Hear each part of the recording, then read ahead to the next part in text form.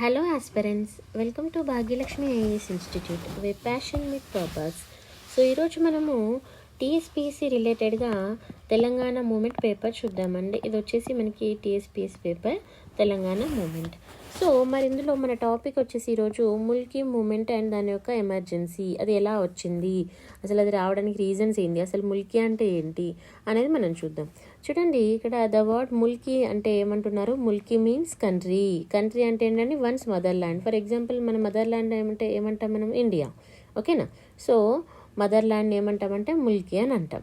And Mulki is the local of that country. Like for example ఇప్పుడు Mulki is the local of that country అంటే for example ఇప్పుడు మనం హైదరాబాద్ ఉన్నాం, హైదరాబాద్ కానీ ఇప్పుడు తెలంగాణ, ఆంధ్ర ఉంటాం. ఇప్పుడు ఇక్కడే తెలంగాణలో పుట్టి తెలంగాణలో పెరిగారనుకోండి, మీరు ఏమవుతారు, తెలంగాణలో ముల్కీ. ఓకేనా. సో మీరు ఆంధ్రాలో పుట్టి ఆంధ్రాలో పెరిగితే ఏమవుతారు, ఆంధ్రాలో ముల్కీ. Like that. అంటే మనం ఆ లోకల్ రీజన్కి చెందిన వాళ్ళం అయితే ముల్కీ అని అంటాము. తర్వాత Gair Mulki or non Mulki. Non Mulkis అంటే ఎవరు, మళ్ళీ ఇక్కడ foreigners or outside of that country. ఓకేనా. Next, the problem between the Mulki and non Mulki. అసలు ఎప్పుడు మనం వింటూ ఉంటాం కదా ముల్కీ ఇష్యూ అని. ముల్కీ నాన్ ముల్కీ అంటే ఏంటి, అది ఎక్కడ స్టార్ట్ అయింది, ఎప్పుడు స్టార్ట్ అయింది అని తీసుకుంటే, ఇది ఇప్పుడే రీసెంట్గా కొత్తగా హైదరాబాద్లో మనకి ఏదో ఒక 50 సంవత్సరాల కింద వచ్చింది కాదండి. ఇది చాలా ఓల్డెస్ట్ స్టోరీ అని చెప్పవచ్చు. ఎప్పుడు అని అంటే బహమాని పీరియడ్ టైం నుంచి మనకి ఇది స్టార్ట్ అయింది ముల్కీ ఇష్యూ అనేది. అయితే ఈ origin of the Mulki issue అనే దాని గురించి చూద్దాం ఒకసారి. Origin of the Mulki issue and during the Bahmani period చూద్దాం. అసలు ఏమైందంటే, ఫస్ట్ కాకతీయ డైనాసిటీ అనేది మనకి తెలుసు కదా. కాకతీయది డిక్లైన్ అయిన తర్వాత వచ్చిన వాళ్ళు ఎవరు, బహమాని రూరల్స్. సో వీళ్ళు దక్కన్ రీజియన్లో అండ్ 14th సెంచరీ దక్కన్ రీజియన్లో 14th సెంచరీలో ఆర్మీస్ ఆఫ్ ఎవరు అండి, వీళ్ళ టైంలో బహమాని టైంలో army of Khilji and Tughlaq dynasty and మన ఖిల్జీ డైనాసిటీ తెలుసు కదా. సో వీళ్ళు ఎవరండి, ఢిల్లీ సుల్తాన్లు.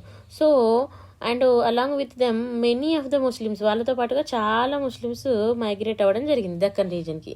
దక్కన్ రీజన్ అంటే ఏంటి, సదరన్ ఇండియా. అండ్ వాళ్ళు ఇక్కడికి రావడం కాకుండా ఇక్కడ సెటిల్ అయిపోయారు అన్నట్టుగా, అంటే లైక్ హయ్యర్ పొజిషన్లో వాళ్ళే ఉండడము. సో దానివల్ల మనకి ఇష్యూ స్టార్ట్ అయింది. అది ఎలా అని చూద్దాం. సో సౌత్ ఇండియాకి వచ్చేసి ఇక్కడ సెటిల్ అయిపోయారు. And they were call the Deccanis. So వాళ్ళని ఏమన్నాము, దక్కనీస్ అని అన్నాము. అయితే డ్యూరింగ్ ద సేమ్ టైం, మళ్ళీ సేమ్ టైంలో ఏమైందంటే many Muslims from the west Asian countries, అంటే అవుట్ సైడ్ కంట్రీస్ నుంచి వచ్చారు, మన కంట్రీలోనే కాకుండా అవుట్ సైడ్ కంట్రీ నుంచి వచ్చారు. వీళ్ళని ఏమంటాం, నాన్ ముల్కీ. ఓకేనా. అయితే అవుట్ సైడ్ కంట్రీ నుంచి రావడం జరిగింది. లైక్ ఇప్పుడు ఇరాన్, ఇరాక్, అరేబియా లాంటి కంట్రీస్ ఉంటాయి కదా. చూడండి, ఇక్కడ ఇరాన్, ఇరాక్, టర్కీ అంటే ఇలాంటి కంట్రీస్ నుంచి ఇండియాకి వచ్చి ఇక్కడ సెటిల్ అయిపోయారు అన్నట్టుగా, ఏది బహమాని ఎంపైర్లో. అయితే వీళ్ళని ఏమంటామంటే అఫాకీ అని అంటాం. అఫాకీ అంటే మీనింగ్ ఏంటంటే నాన్ లోకల్ ఆర్ ఫారినర్. మరి ఇక్కడ లోకల్ ఇందాక ఏమన్నాం, దక్కనీస్ అని, అంటే ముల్కీస్ అప్పుడు ఆ టైంలో. ఓకేనా. దక్కనీస్ అంటే లైక్ ముల్కీ అని, అఫాకీ అంటే నాన్ ముల్కీ. ఇక్కడ 2 words గుర్తుపెట్టుకోవాలి మనం. ఓకేనా. దక్కనీస్ అండ్ అఫాకీస్, ఈ రెండు ఇంపార్టెంట్.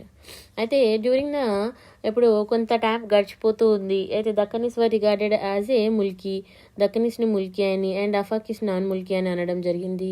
తర్వాత అహ్మద్ షా ఎవరండి, the 3rd king of Bahmani dynasty యొక్క 3rd king అహ్మద్ షాని అపాయింట్ చేశారన్నట్టుగా. ఏ పోస్ట్లో అపాయింట్ చేశారు, appointed Mohammed Gawan as a prime minister. ఇక్కడ చూడండి, అహ్మద్ షా ఎవరండి, తను 3rd king of the Bahmanis, appointed Mohammed గావెన్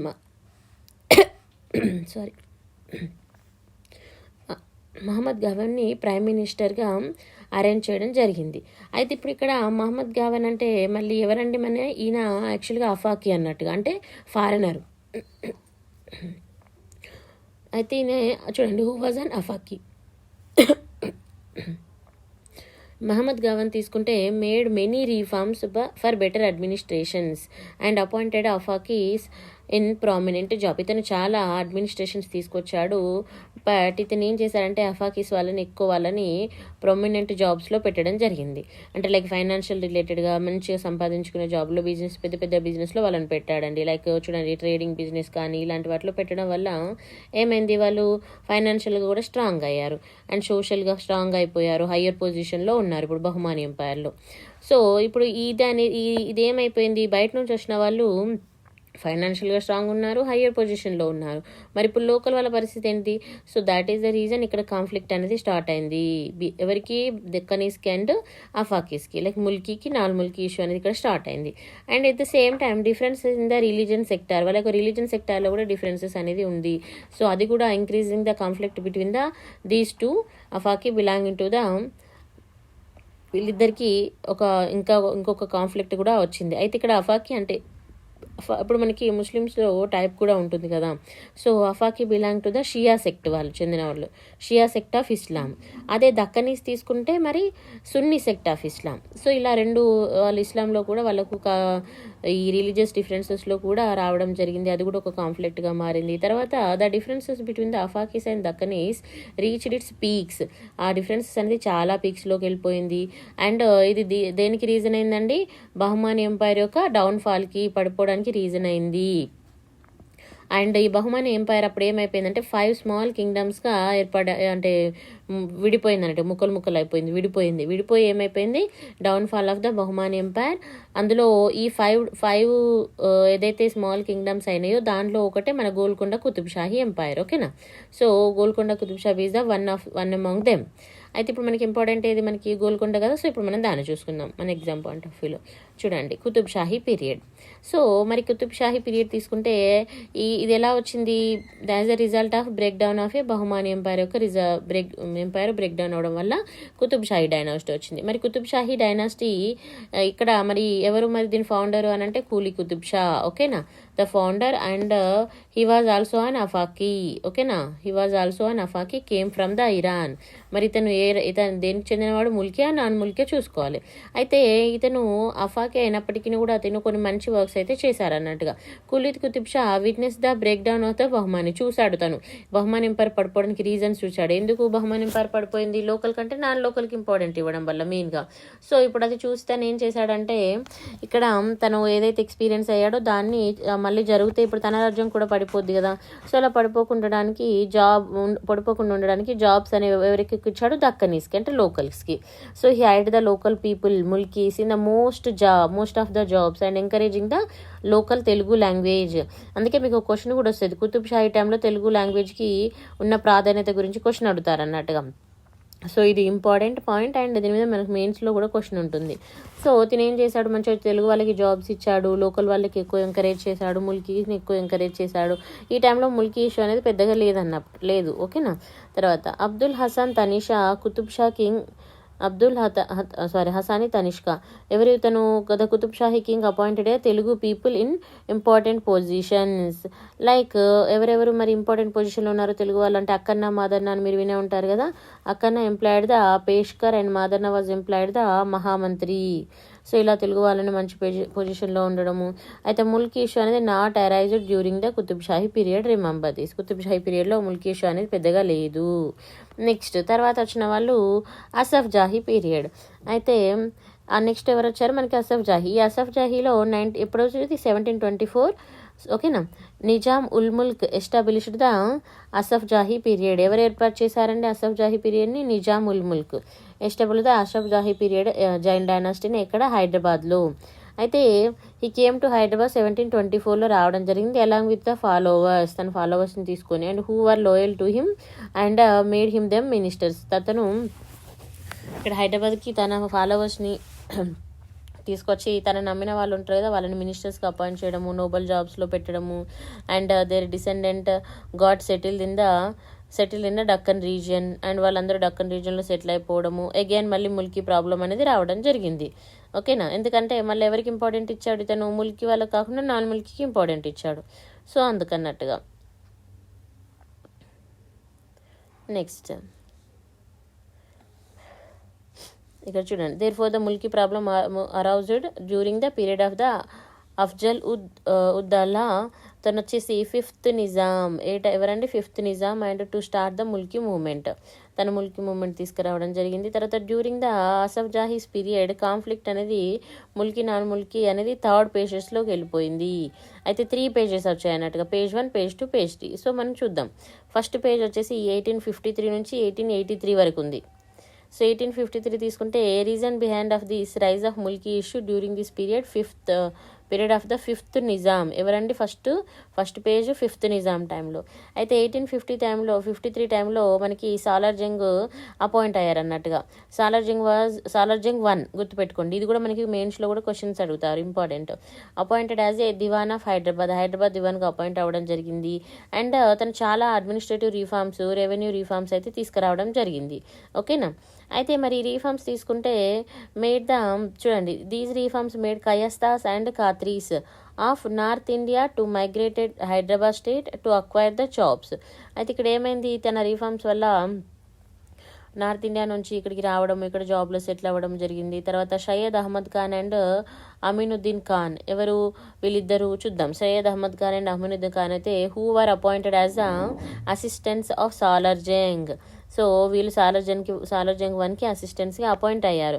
and they played the important role, వాళ్ళు చాలా ఇంపార్టెంట్ రోల్ ప్లే చేయడం జరిగింది. ఇందులో మరి అంటే arrival of the non Mulki రావడంలో వీళ్ళిద్దరి పాత్ర ఎక్కువ అయిపోయింది. So people who know the English were bought from the Madras, and English వచ్చిన వాళ్ళని మద్రాస్ నుంచి తీసుకురావడము, అండ్ వాళ్ళకి హైదరాబాద్ అడ్మినిస్ట్రేటివ్లో అపాయింట్మెంట్స్ అనేవి వాళ్ళకి పోస్టులు కల్పించడం అయితే జరిగింది అన్నట్టుగా. ఓకేనా? ఇక్కడ చూడండి, who know the English were brought from the Madras provisions to Hyderabad for administrative requirement and appointed them in the decent పోస్ట్లో వాళ్ళని పెట్టడము. తర్వాత దీనివల్ల మళ్ళీ ఇంకెక్కడ ఏమైపోయింది, తర్వాత ఆ టైంలోనే మనకి due to the collapse of Mughal empire అనేది కొలాప్స్ అయిపోయింది. ఆఫ్టర్ ద సిపాయి మ్యూటినీ 1857, మీకు తెలుసు కదా రివోల్ట్, సిపాయి మ్యూటినీ వచ్చింది. Many people lost they jobs in the north India. ఈ సిపాయి మ్యూటినీ వల్ల ఏమైపోతే చాలా మంది వాళ్ళ జాబ్స్ని లాస్ అయిపోయారు నార్త్ ఇండియాలో. And they are migrated to south India and హైదరాబాద్కి రావడము, హైదరాబాద్లో సెటిల్ అవ్వడము. Even though Salar Jung did not like these employees.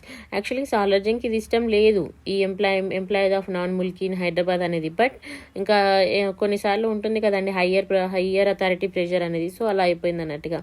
But some indispensable situation made him appointed educated people in Aligarh university in Hyderabad. కొన్ని సిచ్యుయేషన్ వల్ల ఇంకా తను యాక్సెప్ట్ చేయాల్సి రావడము. తర్వాత officers who trained the British India, ఎవరైతే బ్రిటిష్ ఇండియాలో ట్రైన్ అయిన ఆఫీసర్స్ ఉంటారు కదా, సో ఆ ఆఫీసర్స్ని ఇక్కడ అపాయింట్ చేయడం జరిగింది అన్నట్టుగా.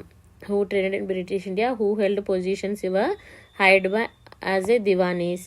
తర్వాత ఇంకా మరి సాలార్ జంగ్ తీసుకుంటే ఇక్కడ మనము ఎంప్లాయ్మెంట్ అనేది కూడా ఏ విధంగా ఉందంటే అవుట్ సైడ్ హూవర్ అంటే అవుట్ సైడ్ వాళ్ళని తీసుకోవడము, ఎక్కువ స్కిల్స్ ఉన్న వాళ్ళని.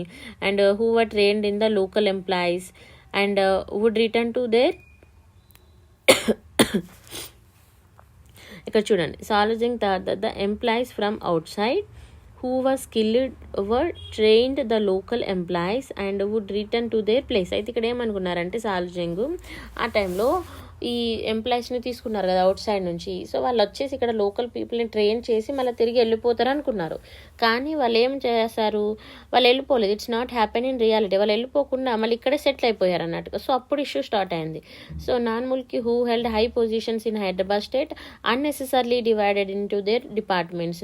సో వీళ్ళు నాన్ ముల్కీ వాళ్ళు ఇక్కడ హైయర్ పొజిషన్లో ఉన్నారు, సో వాళ్ళు అసలు అవసరం లేకున్నా కూడా డిపార్ట్మెంట్స్ అంటే డిఫరెంట్ డిపార్ట్మెంట్స్గా డివైడ్ చేయడము, కొత్త జాబ్స్ని క్రియేట్ చేసి వాళ్ళ ఫ్రెండ్స్ వాళ్ళ ఫ్యామిలీ వాళ్ళకి నార్త్ ఇండియా నుంచి వచ్చిన వాళ్ళకి కొత్త పోస్టులు కల్పించడము. సో ఇది ఒక బిగ్గెస్ట్ ప్రాబ్లమ్గా తయారైపోయింది. సో వాళ్ళు ఏమనుకున్నారు, ఫస్ట్ డిఫరెంట్ ప్లేసెస్ నుంచి స్కిల్స్ ఉన్న వాళ్ళని తీసుకొచ్చి మన వాళ్ళని ట్రైన్ చేసి జాబ్స్ మన వాళ్ళకి ఇద్దామనుకుంటే వాళ్ళు వచ్చి ఇక్కడే సెటిల్ అయిపోయి అన్నెసెసరీగా మనకు సంబంధం లేకున్నా అవసరం లేకున్నా డిపార్ట్మెంట్స్ పోస్టులు క్రియేట్ చేసి వాళ్ళ ఫ్రెండ్స్ ఫ్యామిలీస్కి ఇచ్చుకోవడం వల్ల ఏమైపోతుంది, వాళ్ళందరూ పెరిగిపోతారు కదా ఇక్కడ. సో అది అలా స్టార్ట్ అయిపోయి ముల్కీ వాళ్ళకి అసలు డెవలప్మెంట్ లేకపోవడం జరిగింది అన్నట్టుగా. సో ముల్కీ ఇష్యూ స్టార్ట్ అయింది. By the way mulki developed the hatedness towards the గే mulk and non mulk. And Salar Jung ఇక్కడ మనకి సెవరల్ మెజర్స్ తీసుకొచ్చాడు టు స్టాప్ దిస్ ఇన్ఫ్లుయెన్స్. ఈ ఇన్ఫ్లుయెన్స్ ఏది, నాన్ ముల్కీ యొక్క ఇన్ఫ్లుయెన్స్ని మనకి తగ్గించడానికి చాలా తను ప్రయత్నాలు అయితే చేయడం జరిగింది. ఓకేనా, అది చూద్దాం. ఇక్కడ చూడండి, because increasing the population non Mulk in Hyderabad state May affected the cultural political Deccan. So ఇప్పుడు నాన్ ముల్క్ ఎక్కువ ఇంక్రీజ్ అవ్వడం వల్ల హైదరాబాద్లో జాబ్సే కాకుండా కల్చరల్గా పొలిటికల్గా కూడా ఇది చాలా ఇష్యూ అవుతుందన్న ఇంటెన్షన్ తోటి తనైతే చాలా తీసుకురావడం జరిగింది.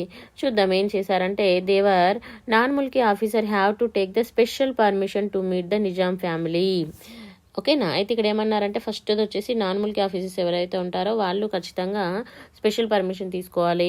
నిజాం ఫ్యామిలీ మీట్ అవ్వాలంటే Nizam family and diwan and British residents and other nawabs ఎవరిని కలవాలన్నా కూడా ఏం కావాలండి, స్పెషల్ పర్మిషన్.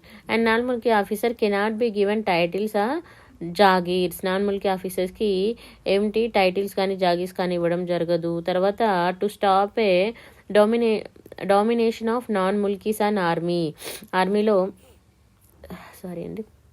ఆర్మీలో నాన్ ముల్కీ యొక్క డామినేషను తగ్గించడము. తర్వాత he won't employed them and ఆర్మీలో వాళ్ళకి జాబ్స్ ఇవ్వకుండా ఉండడము.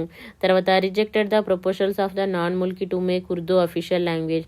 యాక్చువల్లీ నాన్ ముల్కీ వాళ్ళు ఉర్దూను అఫీషియల్ లాంగ్వేజ్గా చేయాలన్నారట in place of Persian language. అప్పుడు పార్షియన్ లాంగ్వేజ్ ఇక్కడ లోకల్ అఫీషియల్ లాంగ్వేజ్ కదా, సో దాన్ని రిజెక్ట్ చేశాడు. తర్వాత Salar Jung one try to establish a balance between the Mulki non mulki మధ్య బ్యాలెన్స్ చేయడానికి అయితే ట్రై చేయడం జరిగింది. And he use to state that through the non mulkis are skilled and they can't claim the same status as a local. ఓకేనా. And who are loyal to Nizam from the generation. అయితే ఇక్కడ ఇంకేం చేశాడు, ఇప్పుడు నాన్ ముల్కీ సార్ తీసుకుంటే they are skilled and they can't claim the same status as a local people ఆ status వాళ్ళకు ఉండదు కదా, ఇప్పుడు స్కిల్స్ ఉన్నాయి. సో వాళ్ళు ఏం చేస్తున్నారు, ఆ నిజాంని కూడా ఇన్ఫ్లుయెన్స్ చేయగలుగుతారు కదా అలా. నెక్స్ట్ ఫస్ట్ ముల్కీ ఆర్డర్ తీసుకురావడం జరిగింది. అది ఏంటి చూస్తే 1868లో ఇక్కడ చూడండి, which will to educate mulkis ఎవరైతే ఉంటారో appointed them in government jobs. Government జాబ్స్లో ఎవరిని పెట్టాలి, ఎడ్యుకేటెడ్ ముల్కీస్ అంటే లోకల్స్ని. For the first time 1868 Salar Jung one issued the order to employees only mulkis. First time only ముల్కీస్కి మాత్రమే ఇక్కడ ఎంప్లాయ్మెంట్ అంటే ప్రొవైడ్ చేయడం జరిగింది. మరి ఏ పొజిషన్లో అంటే ఆల్ అడ్మినిస్ట్రేటివ్ ఆఫీసర్స్ ఆఫ్ హైదరాబాద్లో ఉన్న అన్ని అడ్మినిస్ట్రేటివ్ డిపార్ట్మెంట్స్లో. మరి ఏ టైంలో ఇది, 5th Nizam Afzal Uddaula second page Uddaula టైంలో. ఓకేనా, సారీ ఇది ఇక్కడికి వస్తుంది కింద. నెక్స్ట్ ఇక్కడికి వచ్చేసరికి మనకి సెకండ్ పేజ్ స్టార్ట్ అయిందండి. సో సెకండ్ పేజ్ తీసుకుంటే మరి ఇక్కడ వరకు ఫస్ట్ పేజ్ అయిపోయింది. సెకండ్ పేజ్ తీసుకున్నప్పుడు ఇక్కడ ఏమైంది, మళ్ళీ ముల్కీ నాన్ ముల్కీ కాన్ఫ్లిక్ట్ అనేది పీక్స్కోలో వెళ్ళిపోయింది. ఇక్కడ మళ్ళీ ఎవరున్నారు, సెకండ్ నిజాం ఎవరున్నారు, మీర్ మహమ్మద్ అలీ ఖాన్ పీరియడ్ ఇది. అయితే ఇక్కడ ఏమైందంటే సాలార్ జంగ్ చనిపోవడం జరిగింది. తర్వాత సాలార్ జంగ్ 2 రావడం జరిగింది. He become the prime minister. తర్వాత he was biased towards the non mulkis. మళ్ళీ అగైన్ నాన్ ముల్కీకి సపోర్ట్ చేయడము, మళ్ళీ ఉర్దూని అఫీషియల్ లాంగ్వేజ్ చేయడం జరిగింది పార్షియన్ ప్లేస్లో. ఓకేనా. తర్వాత 6th నవాబు, ఇది ఎంత ఇప్పుడు జరిగింది, 6th నవాబ్ టైంలో గుర్తుపెట్టుకోవాలి. అయితే సిమిలర్లీ హీ ఇంట్రడ్యూస్డ్ ద ఉర్దూతో పాటు he introduce the English as a mandatory లాంగ్వేజ్ని అని. ఎందుకు, బ్రిటిష్ వాళ్ళ మోటివ్ తోటి ఉర్దూని అఫీషియల్ లాంగ్వేజ్ చేశారు, ఇంగ్లీష్ని మ్యాండేటరీ లాంగ్వేజ్ చేశారు. మరి లోకల్ లాంగ్వేజ్ ఏది లేదు కదా, so making the Urdu as an official language, English as a mandatory. So దీనివల్ల ఏమైంది, మన లోకల్స్కి ఇప్పుడు ఇక్కడ ఉర్దూ సరిగా రాదు అండ్ ఇంగ్లీష్ కూడా సరిగా రాదు. అప్పుడు ఏమైపోతుంది, it's reduce the importance of the Mulki jobs opportunities అనేవి తగ్గిపోయినాయి.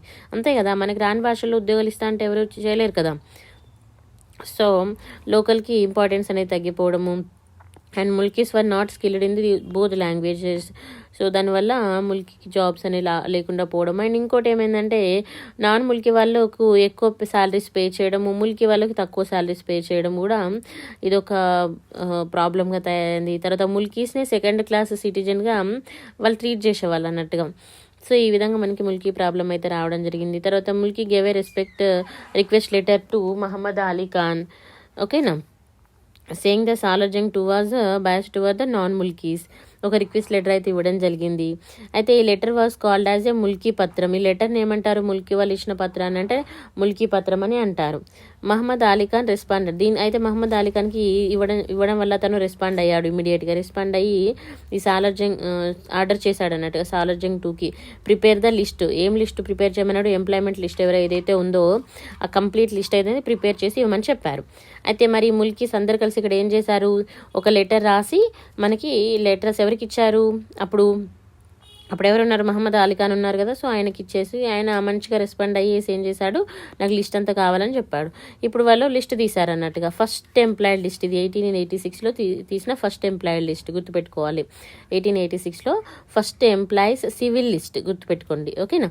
అయితే ఇక్కడ అకార్డింగ్ టు దిస్ లిస్ట్ తీసుకుంటే ఎంప్లాయిడ్ ముల్కీస్ ఎంతమంది ఉన్నారండి, ఎంప్లాయిడ్ ముల్కీస్ 246, ఓకేనా, 52%. అండ్ ఎంపెడిచర్ ఆఫ్ దే శాలరీస్ ఎంత, ఎక్స్పెండిచర్స్ ఎంత ఖర్చు పెడుతున్నారు, 42%. అదే ఎంప్లాయిడ్ నాన్ ముల్కీస్ ఎంతమంది ఉన్నారు, 230 మెంబర్స్ ఉన్నారు. వాళ్ళ శాలరీస్ మీద ఎంత ఖర్చు పెడుతున్నారు, 48%. చూడండి ఇక్కడ 52% ఉన్న వాళ్ళకి 42% ఖర్చు పెడితే 48 మన 230%, 230 అంటే 48% ఉన్న వాళ్ళకి మరి ఎక్స్పెండిచర్స్ ఎంత ఖర్చు పెడుతున్నారు, 58% ఖర్చు పెడుతున్నారు. ఎంత ఇది వేరియేషన్ కదా. సో ఇక్కడ అంటే ఏమవుతుంది, నాన్ ముల్కీకి ఎక్కువ శాలరీస్ ఇవ్వడం, ముల్కీకి తక్కువ శాలరీస్ ఇవ్వడం జరుగుతుంది అన్నట్టుగా. అయితే ఈ రిపోర్ట్ అనేది ముల్కీ మూమెంట్కి మెయిన్గా ఇంపార్టెంట్ అని చెప్పొచ్చు. ఈ రిపోర్ట్ వచ్చిన తర్వాత ముల్కీ నాన్ ముల్కీ ఇష్యూ అనేది బాగా పెరిగిపోయింది. తర్వాత Mulki and non Mulki filled in 50% of jobs were paid more than non Mulki అని చెప్పడము. అంటే ఇక్కడ ఏమంటే ముల్కీ వాళ్ళకి ఎక్కువ ప్రిఫరెన్స్ పెరిగింది, నాన్ ముల్కీ వాళ్ళకి తక్కువ అయింది అన్నట్టు. ముల్కీ వాళ్ళకి తక్కువ అయింది, నాన్ ముల్కీకి ప్రిఫరెన్స్ ఇక్కడ ఎక్కువ ఇచ్చారు, అంటే నాన్ ముల్కీ జాబ్స్ ఎక్కువ అయ్యాయి. సో దీనివల్ల ఏమైందంటే ప్రాబ్లం అనేది స్టార్ట్ అయింది అన్నట్టుగా.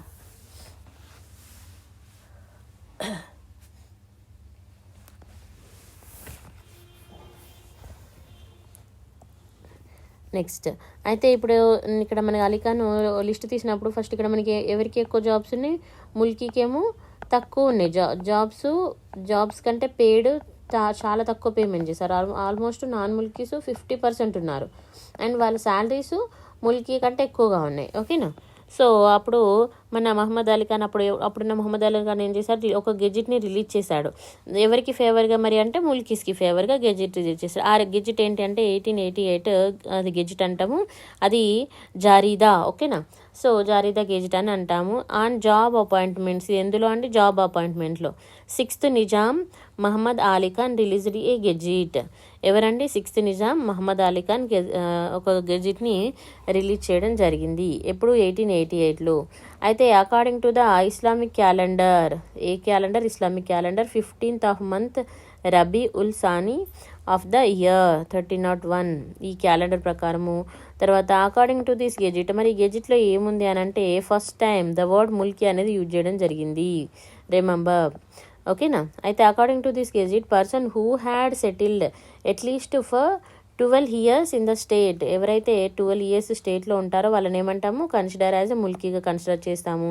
And order to fill all the post in Nizam, ఇవాళ ఇంకేం ఆర్డర్ చేశాడు, అన్ని పోస్టులు ఏవైతే ఉంటాయో అన్ని పోస్టులు ఇక్కడ నిజాం స్టేట్లో ఉన్న అన్ని పోస్టులు సిటిజన్స్ ఆఫ్ దేర్ కంట్రీలో ఉన్న సిటిజన్స్కి మాత్రమే, వాళ్ళ యొక్క కంట్రీ సిటిజన్స్కి మాత్రమే ఇవ్వాలని చెప్పడం జరిగింది. అంటే ఎవరికి, లోకల్ ఎవరైతే సిటిజన్స్ ఉంటారో నాన్ ముల్కీ కాకుండా వాళ్ళకి ఇవ్వాలని చెప్పడం జరిగింది. ఓకే,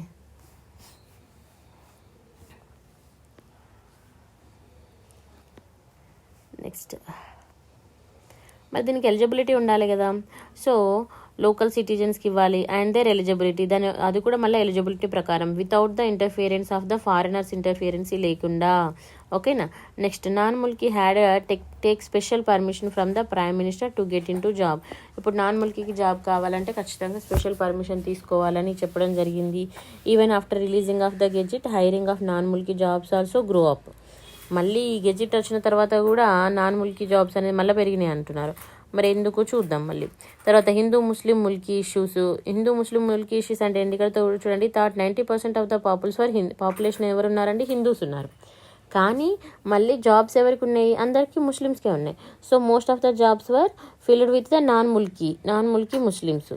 మళ్ళీ ముస్లిమ్స్లో కూడా ఇప్పుడు జాబ్స్ ఎవరికి ఎక్కువ ఫిల్ అయ్యాయి, నాన్ ముల్కీ ముస్లిం కంటే బయట నుంచి వచ్చిన వాళ్ళు. 10% ఆఫ్ ద స్టేట్ మాత్రము Hindus and Muslims, Hindu and Muslim clashes, ఓకేనా.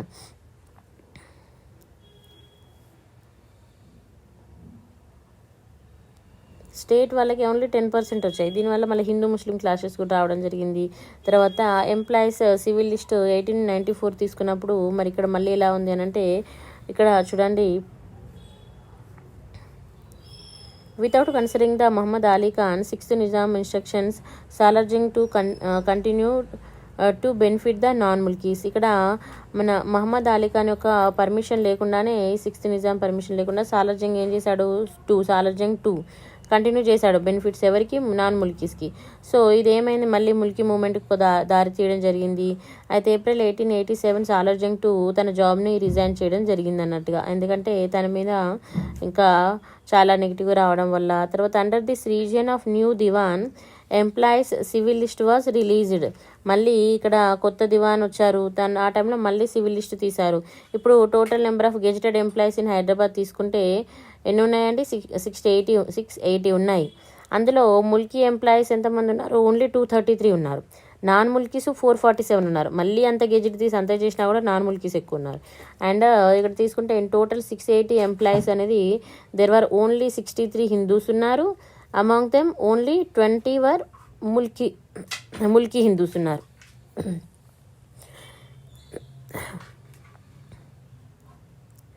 ఓన్లీ హిందూస్ వచ్చేసి మనకి 63 Hindus, among the only 20 Mulki Hindus. అంటే హిందూస్లో ఓన్లీ 20% మళ్ళీ లోకల్ వాళ్ళు ఉన్నారు అన్నట్టుగా, ఓన్లీ 20% ఉన్నారు లోకల్ వాళ్ళు.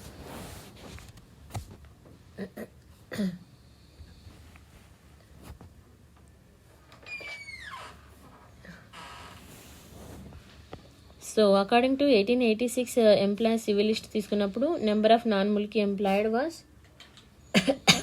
230 అండ్ ఇంక్రీజింగ్ 230 to 447 1884లో ఇంక్రీజ్ అవ్వడం జరిగింది. తర్వాత మహారాజా కిసాన్ పరిషద్. ఈ మహారాజా కిసాన్ పరిషద్ అంటే ఏంటి మరి, అయితే ఇక్కడ 1901లో Maharaja Sir Kishan Pershad was appointed the Diwan.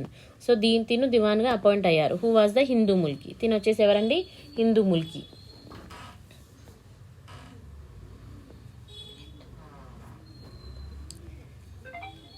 He should by mulki side and controlled dominance of non mulki. అయితే తిను వచ్చేసి ముల్కీ హిందూ కదండి, సో ఇతను ముల్కీ సైడ్ ఉండడం జరిగింది అండ్ నాన్ ముల్కీని కంట్రోల్ చేయడం జరిగింది అన్నట్టుగా.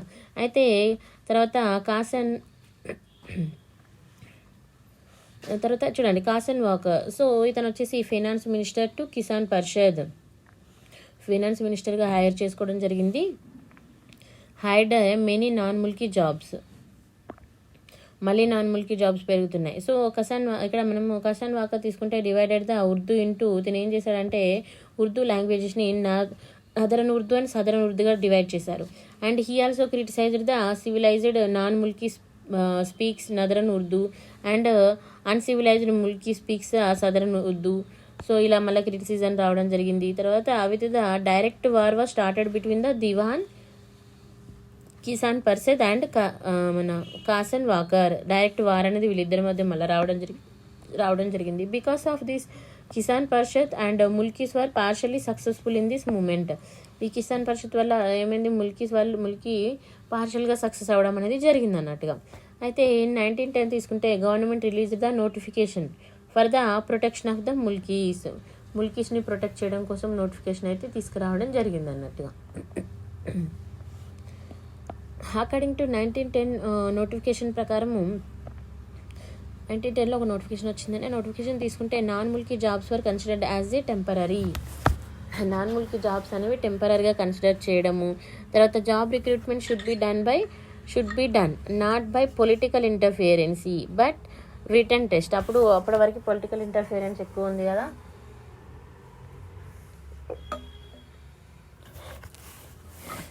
సో పొలిటికల్ ఇంటర్ఫియరెన్స్ కాస్త వాళ్ళు ఏం చేశారంటే రిటర్న్ టెస్ట్ని కండక్ట్ చేసి local need to appointed in those position who have a sufficient qualifications. లోకల్స్ని అపాయింట్ చేయడం జరిగింది ఎవరికైతే సఫిషియంట్ క్వాలిఫికేషన్స్ ఉంటాయో వాళ్ళని. And non locals can't be appointed, non లోకల్స్ని అపాయింట్ చేసుకోలేదు. సో ఇక్కడ కిసాన్ పరిషత్ తెలుసు కదా మనకి, ఇతను ఎవరు, హూ హ్యాడ్ వర్క్డ్ హార్డ్, తను చాలా వర్క్ చేశాడు ఫర్ ద ఎవరి కోసం అండి, ముల్కీ రైట్స్ కోసం. And considered as a god father of mulki movement. ఓకేనా. తర్వాత మ్యాగజైన్ తీసుకుంటే in those time many journals published the news and editorial concerning the Mulki and non mulki issues. And Hyderabad order used to the publish news favour for the mulkis. So కొన్ని magazines ఉన్నాయి, మనం ఆ magazines name గుర్తుపెట్టుకోవాలి. మన ఇక్కడ చూడండి, హైదరాబాద్ రికార్డెడ్. తర్వాత ద మ్యాగజైన్ వచ్చేసి ఇల్హీ బక్ష్. అండ్ ఇది వచ్చేసి which was and favour of non Mulkis. ఇది వచ్చేసి నాన్ ముల్కీకి ఫేవర్గా. హైదరాబాద్ రికార్డర్ అనేది ముల్కీ రైట్స్ గురించి. సో తర్వాత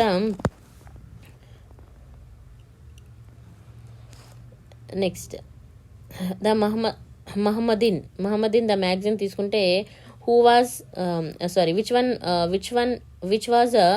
which was on non Mulki side. ఇది కూడా మనకి మహమ్మదీన్ మ్యాగజైన్ అనేది నాన్ ముల్కీ సైడ్ ఉండడము.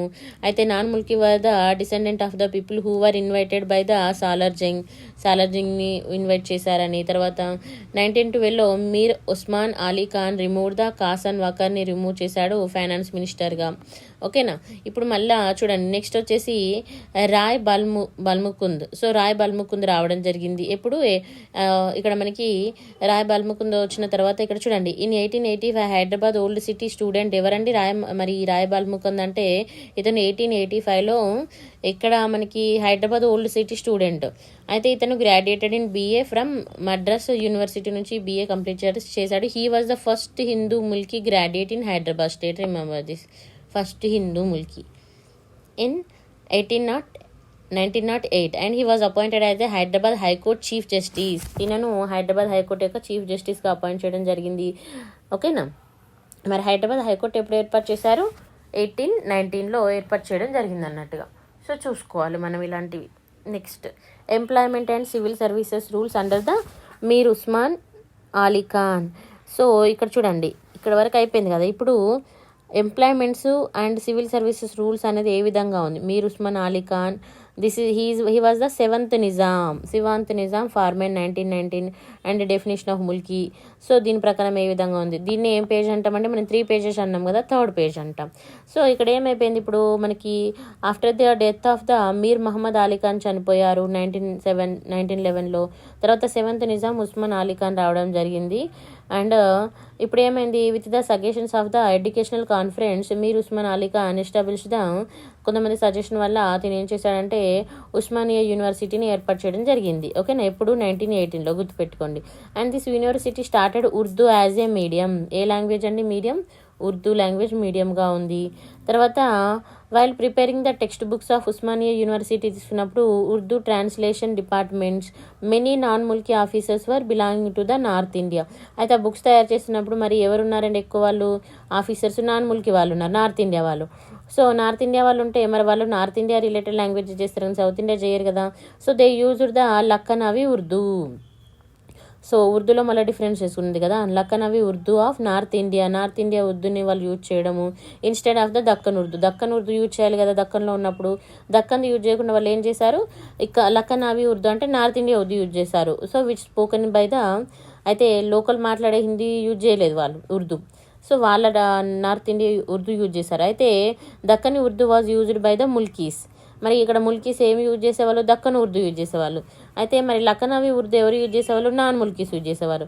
So with this language also created the differences between the Mulki non Mulki. ఈ లాంగ్వేజ్ కూడా ముల్కీ నాన్ ముల్కీ, ఎందుకంటే ఇప్పుడు వాళ్ళు ఉస్మానియా యూనివర్సిటీ చదివిన వాళ్ళందరికీ నార్త్ ఇండియన్ ఉర్దూ ఉంటుంది. మరి అప్పుడు లోకల్ లాంగ్వేజ్ వాళ్ళకి స్కిల్స్ కూడా తగ్గుతాయి కదా. సో వాళ్ళు ఎక్కువ ఈజీగా చదవగలుగుతారు, వీళ్ళు చదవలేరు కదా, అలా అన్నట్టుగా. Next Osmania university was successful in proceeding the education citizen but failed to make the government officer. Education పరంగా మంచిగా అందరికీ ఉంది సిటిజన్ వాళ్ళకి, కానీ జాబ్స్లో లేదన్నట్టుగా, జాబ్స్కు ప్రొవైడ్ చేయలేకపోయింది. At the same time Nizam college అనేది ఏర్పాటు చేయడం జరిగింది with English as the medium of the teaching. తర్వాత నిజాం కాలేజ్ని ఏర్పాటు చేశారు. ఇది సక్సెస్ఫుల్గా గవర్నమెంట్ జాబ్స్ ఇవ్వడం జరిగింది, ఎందుకంటే ఇక్కడ ఇంగ్లీష్ అనేది మీడియం ఆఫ్ లాంగ్వేజ్ ఉండడం వల్ల సక్సెస్ఫుల్గా గవర్నమెంట్ జాబ్స్ని ప్రొవైడ్ చేశారు. ఇక్కడ ఏమైందంటే చిల్డ్రన్స్ ఆఫ్ ముల్కీస్ ఎక్కడికి వెళ్ళేవారు? Osmania university. And childrens of non Mulki Nizam కాలేజ్కి వెళ్ళేవారు. So in this way academic differences అనేది కూడా చాలా పెరిగినాయి. And the result of the Mulki non Mulki issue అనేది the theories of Deccan nationalism and sovereignty of the Muslim Deccan was emerged. So ఇలా మనకి ముల్కీ నాన్ ముల్కీ ఇష్యూ అనేది రావడం జరిగింది. అయితే ఇక్కడ ఏమంటున్నారంటే మరి దక్కన్ నేషనలిజం అన్నారు. మరి దక్కన్ నేషనలిజం అంటే ఏంటి? సావర్నిటీ ఆఫ్ ముస్లిం అంటే ఏంటనే చూద్దాం. దక్కన్ నేషనలిజం అంటే ఏంటి? ఇక్కడ చూడండి, ఉర్దూ ప్రొఫెసర్ ఎవరు మనకి ఇక్కడ అప్పుడు ఉన్నారు? Urdu professor Osmania university doctor Zore. ఓకేనా, డాక్టర్ జోరాయ్ ఆ ఒక ప్రపోజల్ని తీసుకురావడం జరిగింది. Proposed the concept of the Deccan nationalism. ఈ కాన్సెప్ట్ని ఎవరు తీసుకొచ్చారు? డాక్టర్ జోరోష్. ఓకేనా, అతను ఒక కాన్సెప్ట్ని తీసుకురావడం జరిగింది, దక్కని నేషనలిజం అని. ఓకే, ఇది గుర్తుపెట్టుకోవాలి. అయితే తనతో పాటు ఇంకా కొంతమంది అదర్ ప్రొఫెసర్స్ ఉన్నారు. వాళ్ళు ఏం చేశారంటే ప్రొఫెసర్స్ ఆఫ్ ఓయూ ప్రొఫెసర్స్ అండి, వాళ్ళు Osman university professors. They tried to protect the mulkis and Deccan Urdu. They had trying అంటే వాళ్ళు ట్రై చేశారన్నట్టు ముల్కీస్ని అండ్ దక్కన్ ఉర్దూని ప్రొటెక్ట్ చేయడానికి. అయితే ఇక్కడ చూడండి నెక్స్ట్, ఇదారా ఈ అదాబీత్ ఈ ఉర్దూ లైబ్రరీ వాజ్ స్టార్టెడ్. ఇక్కడ ఒక ఉర్దూ లైబ్రరీ అనేది స్టార్ట్ అయింది. అది ఎక్కడ స్టార్ట్ అయింది? Started by the OU Mulki professor. ఎవరండి? ఓయూ ఒక ముల్కీ ప్రొఫెసర్ ఇన్ 1930లో.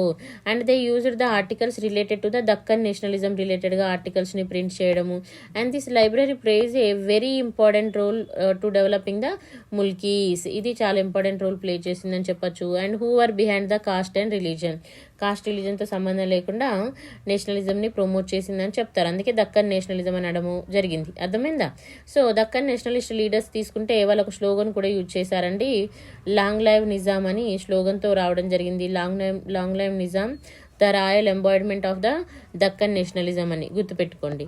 నెక్స్ట్ మరి ముస్లిం సావర్నిటీ అని ఇంకొక వర్డ్ కూడా ఉంది కదా ఇక్కడ మనకి, sovereignty of the Muslim. So sovereignty of the Muslim అంటే the theory of Muslim sovereignty had emerged against the, మరి వీళ్ళు దక్కన్ నేషనలిజంకి అపోజిట్గా రావడం జరిగింది. Initially the theory was supported only by non Mulkis. ఓకేనా, first only non Mulki support చేసేది. తర్వాత later the principles divided the Mulki into Hindus and Muslims. మళ్ళీ తర్వాత ఏమైంది ఇక్కడ ముల్కీ ఇష్యూ అనేది హిందూస్ ముస్లిమ్స్ అనే ఇష్యూ కూడా రావడం జరిగింది. And they gain to support the Mulki Muslims which weekend the mulki movement. అయితే ఇక్కడ ఏమైందంటే అప్పటి వరకు ముల్కీ వాళ్ళందరూ ఒక్క సైడ్ ఉన్నారు, అంటే ముల్కీలో వాళ్ళ హిందూస్ ఉన్నారు, ముస్లిమ్స్ ఉన్నారు. కానీ ఇక్కడ మళ్ళీ హిందూ ముస్లిం ఇష్యూ కూడా స్టార్ట్ అయిన తర్వాత ఎవరైతే ముల్కీ ముస్లిమ్స్ ఉంటారో వాళ్ళు ఇక్కడ మనకి వాళ్ళు సపోర్ట్ చేయకపోవడము, వాళ్ళు ఇంకా ముల్కీ మూమెంట్లో వాళ్ళు వీక్ అయిపోయారు అన్నట్టుగా. సో దీనివల్ల ఏమైంది, ముస్లిం సావర్నిటీ అనేది బాగా ఎక్కువ స్ప్రెడ్ అయిపోయింది. ఓకేనా, ఎలా స్ప్రెడ్ అయిపోయింది? By user the Razakars in the later period. రజాకార్ని యూజ్ చేయడము. సో దానివల్ల అది చాలా ఎక్కువ స్ప్రెడ్ అయిపోయింది. తర్వాత 1919 తీసుకుంటే ఇక్కడ మనకి డెఫినేషన్ ఆఫ్ ముల్కీ తీసుకుంటే, ముల్కీ అంటే ఏంటంటే to protect the Mulki rules. Mir Osman Ali Khan issued the ఫార్మర్ను ప్రొవైడ్ చేశారు 1999లో. They are called the Mulki rules. So ఏవైతే మీర్ ఉస్మాన్ ఖాన్ ఇష్యూ చేసిన ఫార్మర్లో ఉన్న 1919 రూల్స్ ఏమైతే ఉంటాయో వాటిని ముల్కీ రూల్స్ అని అనడం జరుగుతుంది అన్నట్టుగా. మరి ఈ ఫార్ములాలో ఏముంది అసలు? ఈ మన మహమ్మద్ ఉస్మాన్ అలీ ఖాన్ పెట్టిన ఫార్ములాలో ఏముంది అని అంటే చూడండి, ఇతను ఏం చెప్పారంటే ముల్కీస్ అంటే ఎవరు అనే దానికి ఒక డెఫినేషన్ చెప్పడం జరిగింది. అదేంటంటే person who satisfy any one of the following condition. ఇక్కడ ఇచ్చిన కండిషన్లో ఏదైనా సాటిస్ఫై చేస్తే వాళ్ళు ముల్కీ అని అన్నారు. మరి ఏంటి అంటే షుడ్ బర్న్ ఇన్ హైదరాబాద్లో పుట్టి ఉండాలి. And should be the resident of Hyderabad residents అయి ఉండాలి. బై ద టైమ్, ఎప్పుడు మరి అని అంటే by the time of birth of child, తను పుట్టినప్పుడు. And her father must be completed 15 years. తను పుట్టినప్పటికీ తన ఫాదర్ ఖచ్చితంగా 15 years అంటే 15 సంవత్సరాలు గవర్నమెంట్ ఎంప్లాయీగా అతను వర్క్ చేస్తూ ఉండాలి. తర్వాత ఫర్ ఏ ఉమెన్, ఒకవేళ ఉమెన్ తీసుకుంటే she must be A wife of Mulki wife అయి ఉండాలి. ఓకేనా, ఇది ఫస్ట్ రూల్. సెకండ్ రూల్ తీసుకుంటే if he's or her father, అంటే వాళ్ళ ఎవరైనా అమ్మాయి కానీ అబ్బాయి కానీ వాళ్ళ ఫాదర్ ముల్కీ అయి ఉండాలి by the time of they birth, వాళ్ళు పుట్టినప్పుడు. And they were considered as a Mulkis. And next A person is considered B a Mulki if completed 15 years of the permanent resistance. 15 సంవత్సరాలు పర్మనెంట్ రెసిడెన్స్ ఉంటే వాళ్ళని ముల్కీగా కన్సిడర్ చేయడం జరుగుతుంది. And they submit an affidavit by magistrate stating and he do not return to his former place. అయితే వాళ్ళు affidavit కూడా submit చేయాలన్నట్టుగా. ఓకేనా, వాళ్ళు అఫిడవిట్ కూడా సబ్మిట్ చేయాలి. సబ్మిట్ చేస్తే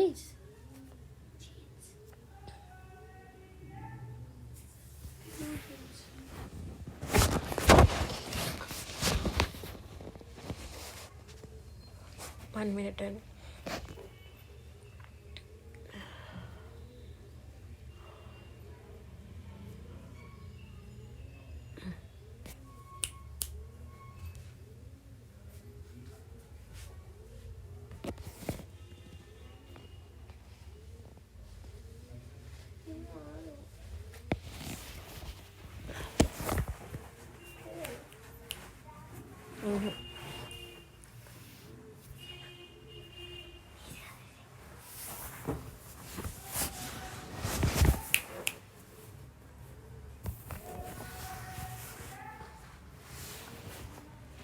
ఓకే అండి.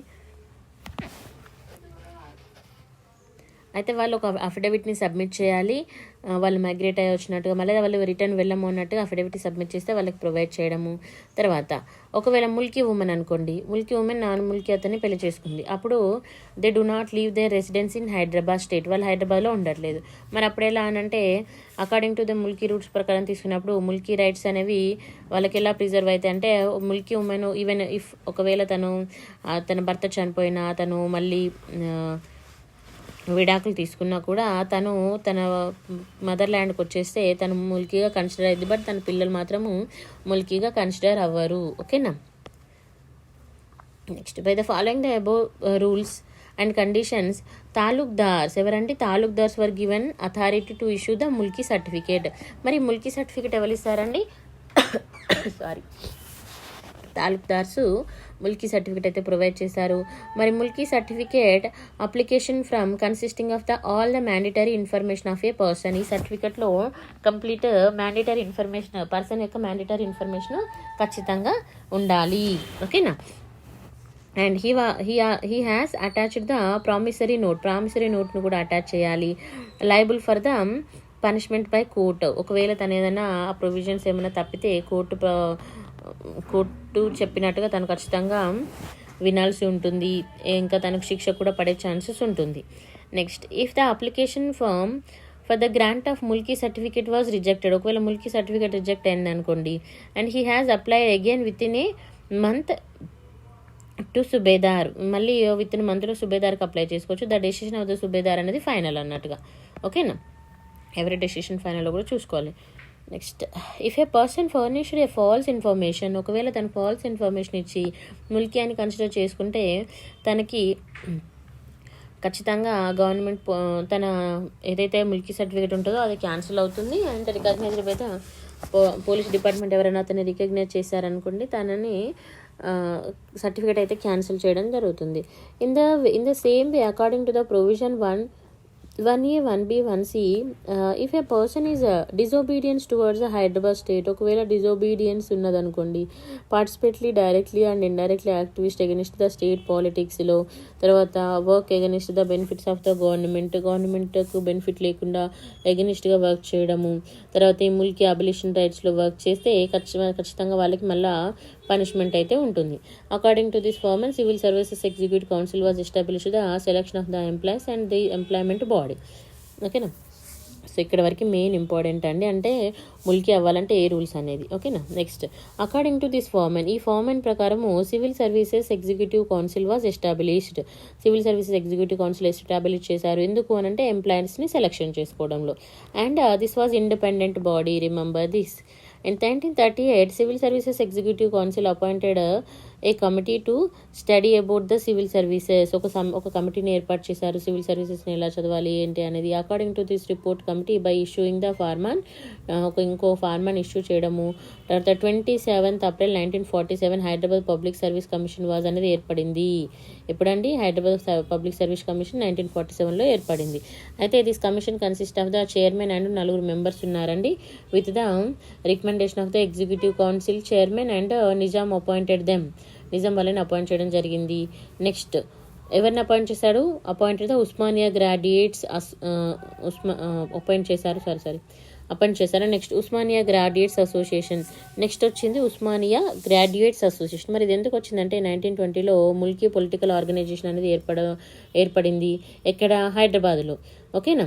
అయితే this organisation currently operates the several educational institutions. ఇప్పుడు మన తెలంగాణలో ఇది ఇప్పుడు చాలా ఎడ్యుకేషన్ ఇన్స్టిట్యూషన్ ఆర్గనైజ్ చేస్తుందని చెప్తున్నారు. ఉస్మానియా గ్రాడ్యుయేట్స్ అసోసియేషన్ ప్రజెంట్ కూడా ఉంది అన్నట్టుగా. ఓకేనా. తర్వాత exhibition society also established in this organisation. కొన్ని ఎగ్జిబిషన్ సొసైటీస్ని ఏర్పాటు చేయడము. తర్వాత హైదరాబాద్ స్టేట్ రిఫార్మ్స్ 1921లో కొంతమంది educated people Hyderabad state reforms organisation ఏర్పాటు చేశారు. దాని యొక్క మెయిన్ ఏంటి అంటే this organisation was achieve the constitutional reforms కావాలి అన్నట్టుగా. తర్వాత society of union and progress తీసుకుంటే 1926లో Hyderabad students who were studying in London. ఎక్కడండి? లండన్లో చదువుతున్న వాళ్ళందరూ ఈ సొసైటీని ఏర్పాటు చేయడం. Society of union and progress formed the society of union and progress organisation ఎక్కడ ఫామ్ చేశారు? మరి లండన్లో ఫామ్ చేశారు. అండ్ ఈ ఆర్గనైజేషన్ యొక్క మోటివ్ ఏంటంటే people towards establish the responsible government. ఒక రెస్పాన్సిబుల్ గవర్నమెంట్ని ఏర్పాటు చేయడం అనేది ఇక్కడ వీళ్ళు పెట్టుకోవడం జరిగింది. తర్వాత అయితే నెక్స్ట్ ఏర్పడింది ఏంది? హైదరాబాద్ అసోసియేషన్ అనేది ఎప్పుడు స్టార్ట్ అయింది? బారిస్టర్ కిషాన్ టైంలో స్టార్ట్ అయింది 1930లో. And this association demanded to form the responsible government and bring the administrative reforms. Next 1933 ఫార్మానా తీసుకుంటే 1930 ఖాన్ సాహెబ్ ఎక్కడి నుంచి అండి? పంజాబ్ నుంచి. Were directly appointed in many higher position jobs in Hyderabad. So హైదరాబాద్లో మళ్ళీ అగైన్ హైయర్ పొజిషన్ జాబ్స్ తీసుకురావడం, పొజిషన్లో పాలన పెట్టడము. And the promotion of the local employment got affected. దీనివల్ల ఏమవుతుంది? ఇప్పుడు డైరెక్ట్గా ఇక్కడ వేరే ప్లేస్ నుంచి వచ్చిన వాళ్ళని హయ్యర్ పొజిషన్లో పెట్టారు, పంజాబ్ నుంచి వచ్చిన వాళ్ళని. సో ఇప్పుడు మళ్ళీ లోకల్ వాళ్ళకి జాబ్ ఎఫెక్ట్ అవుతుందా లేదా? హయ్యర్ పొజిషన్లో మళ్ళీ అదే ప్రాబ్లం స్టార్ట్ అయింది. And this triggered the Mulki and non Mulki issue అనేది మళ్ళీ అగైన్ స్టార్ట్ అయింది. So to lessen this discontent of Mulkis and Mir Usman Khan మళ్ళీ ఒక ఫార్మాన్ని ఇష్యూ చేశారు. అదే మనకి ఇందాక చూసుకున్నాం కదండి 1933 ఫార్మానా. అయితే ఈ ఫార్మానా ప్రకారము ఇక్కడ చూడండి, according to this farmana priority will be given to educated and efficient Mulki in employment recruitment. ఎవరికి ఇస్తా అంటున్నారు? ముల్కీస్కి. Okay, educated and efficient Mulkis in employment requirement. And Hyderabad state non Mulkis was appointed the temporary only. ఇక్కడ నాన్ ముల్కీ ఎవరైనా అపాయింట్ చేస్తే వాళ్ళు only temporary. And Hyderabad Kotwal and Raj Venkatrami Reddy supported the Mulki activist in all aspect. వీళ్ళు support చేయడము. తర్వాత people of the state mulki activist conducted the public meetings, thank Nizam and Mir Osman Ali Khan issued the farman favour of the mulkis. So ఇలా ముల్కీస్కి issues కొన్ని farman support చేయడము. తర్వాత ముల్కీ యాక్టివిటీస్ తీసుకుంటే ఏమున్నాయి? పబ్లిక్ మీటింగ్లో ఎవరెవరు పార్టిసిపేట్ అయ్యారని ఇక్కడ మనకి ఇచ్చారు చూడండి. ముల్కీ యాక్టివిస్ట్లో ఎవరు పార్టిసిపేట్ అయ్యారండి? కుమారి పద్మజ నాయుడు, తర్వాత మనకి బుర్గుల రామకృష్ణారావు కానీ, తర్వాత నరసింహారావు కానీ, తర్వాత మీర్ అక్బర్ అలీ ఖాన్, తర్వాత లాఫెట్ సాయన్ అండ్ రాజా ధూన్రాజ్, తర్వాత నవాజ్ షాంషేర్ జంగ్. ఓకేనా, వీళ్ళందరూ కూడా మీటింగ్లో యాక్టివిటీగా ఉన్నారు. తర్వాత నెక్స్ట్ నిజాం సబ్జెక్ట్ లిగ్యూ అంటే ఏంది? నిజాం ముల్కీ లిగ్యూ అని అంటే ఒకటే అండి. సో నిజాం సబ్జెక్ట్ లిగ్యూ అంటే ఏంటి చూద్దాం. 1935లో ముల్కీ యాక్టివిస్ట్ ఏం చేశారంటే స్టార్టెడ్ అన్ ఆర్గనైజేషన్, ఒక ఆర్గనైజేషన్ని స్టార్ట్ చేశారు. దాని పేరు ఏంటంటే నిజాం సబ్జెక్ట్ లిగ్యూ. అయితే దీన్ని మనం ఉర్దూలో ఏమంటాం చూద్దాం. ఇన్ ఉర్దూ లాంగ్వేజ్ దీన్ని ఏమంటామంటే చూడండి,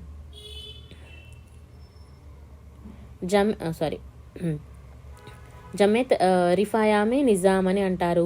అదే తెలుగులోకి వచ్చేసరికి నిజాం ప్రజల సంఘం ఏమంటారండి? నిజాం ప్రజల సంఘం అని అంటారు. అయితే వీళ్ళు ఒక స్లోగన్ కూడా యూజ్ చేశారండి.